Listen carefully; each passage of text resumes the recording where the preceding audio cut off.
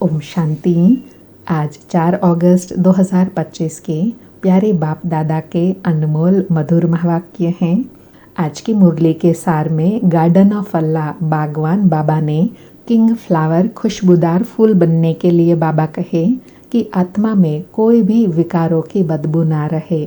बागवान बाप कहते हैं, मुझे बुलाते ही हो, बाबा आओ कांटों को फूल बनाओ। बाप फूलों का बगीचा बनाते हैं तो बच्चों के अंदर कोई भी विकारों की बदबू ना रहे और बुरे ख्यालात निकल जाए, कर्म इंद्रिया एकदम शांत हो जाए। उसके लिए बाबा ने विधि बताई। निरंतर अंतर्मुखी रहने का अभ्यास करना है।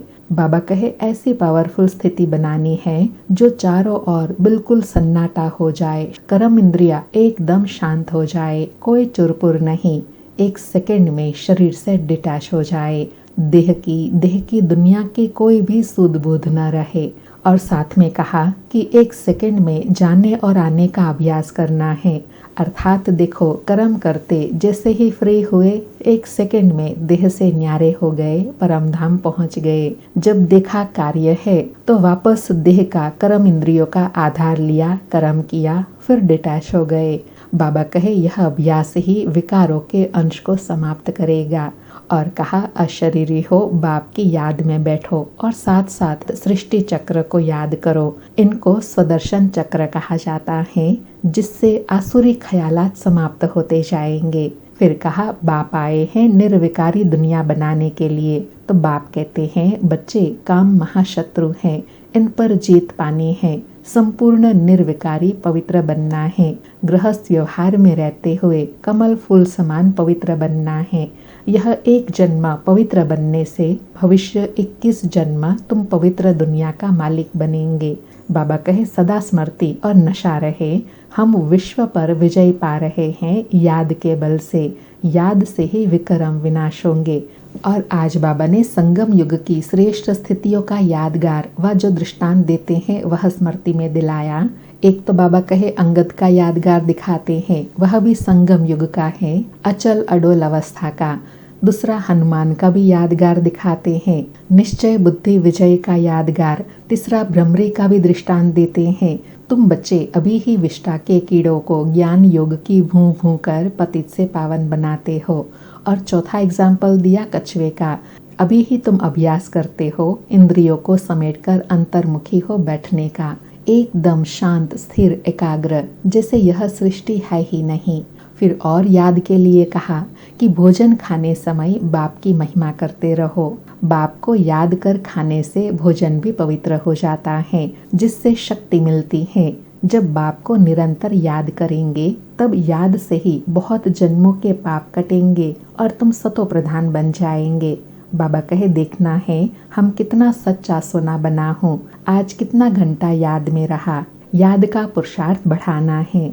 फिर पढ़ाई के लिए कहा कि जैसे बैरिस्टर पढ़ते हैं, पढ़कर अपने को आपे ही बैरिस्ट्री का तिलक देते हैं। पढ़ेंगे तो तिलक मिलेगा, आशीर्वाद से थोड़े ही मिलेगा।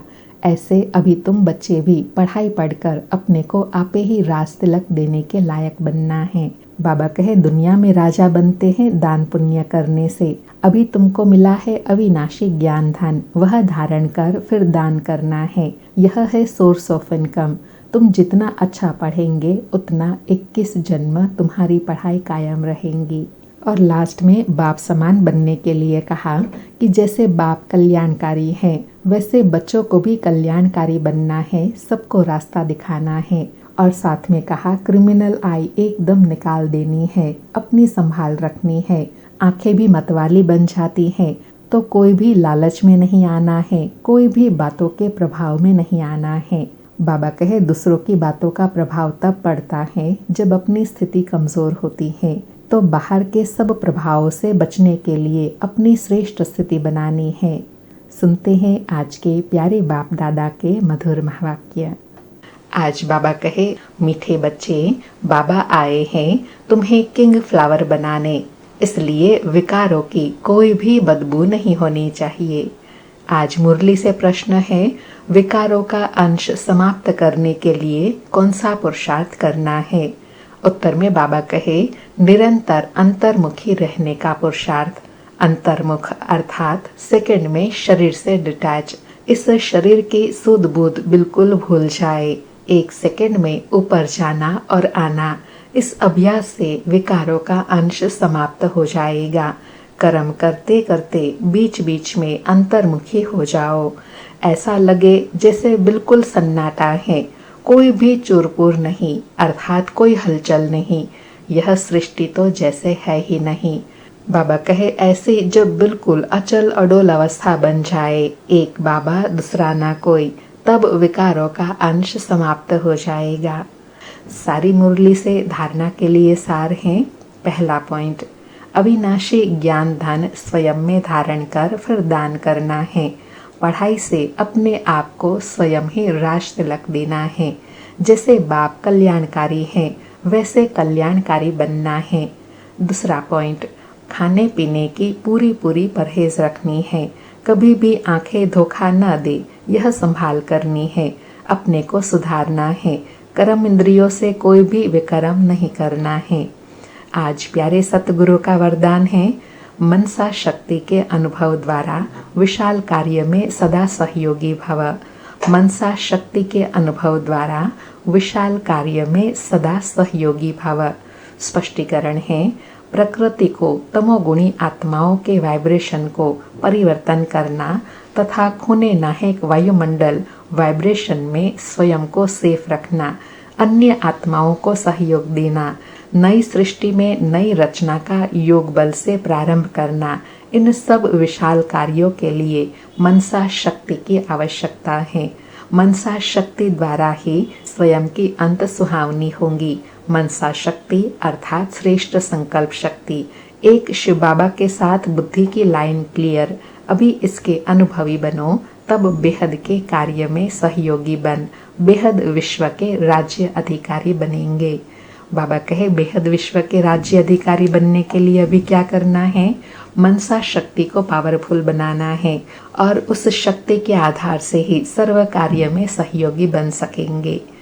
आज का स्लोगन है, निर्भयता और नम्रता ही योगी व ज्ञानी आत्मा का स्वरूप है। निर्भयता और नम्रता ही योगी व ज्ञानी आत्मा का स्वरूप है। अच्छा, मीठे मीठे सिकिलधे बच्चों प्रति माता पिता बाप दादा का याद प्यार और गुड मॉर्निंग। रूहानी बाप की रूहानी बच्चों को नमस्ते। हम रूहानी बच्चों की रूहानी माता पिता बाप दादा को याद प्यार गुड मॉर्निंग और नमस्ते नमस्ते। आज के अव्यक्त इशारे हैं, सहज योगी बनना है तो परमात्मा प्यार के अनुभवी बनो। आज की अनुभूति है, परमात्मा प्यार आनंदमय झूला है। इस सुखदायी झूले में झूलते सदा परमात्मा प्यार में लवलीन रहो तो कभी कोई परिस्थिति व माया की हलचल आ नहीं सकती। परमात्मा प्यार अखूट है, अटल है। इतना है जो सर्व को प्राप्त हो सकता है, लेकिन परमात्मा प्यार प्राप्त करने की विधि है न्यारा बनना। जितना न्यारा बनेंगे उतना परमात्मा प्यार का अधिकार प्राप्त होगा। बाबा कहे परमात्मा प्यार के आनंदमय सुखदायी झूले में झूलने के लिए, लवलीन स्थिति का अनुभव करने के लिए स्वयं को जितना न्यारा बनाएंगे उतना परमात्मा प्यार के अधिकारी बनेंगे। अच्छा, ओम शांति। शुक्रिया बाबा, शुक्रिया।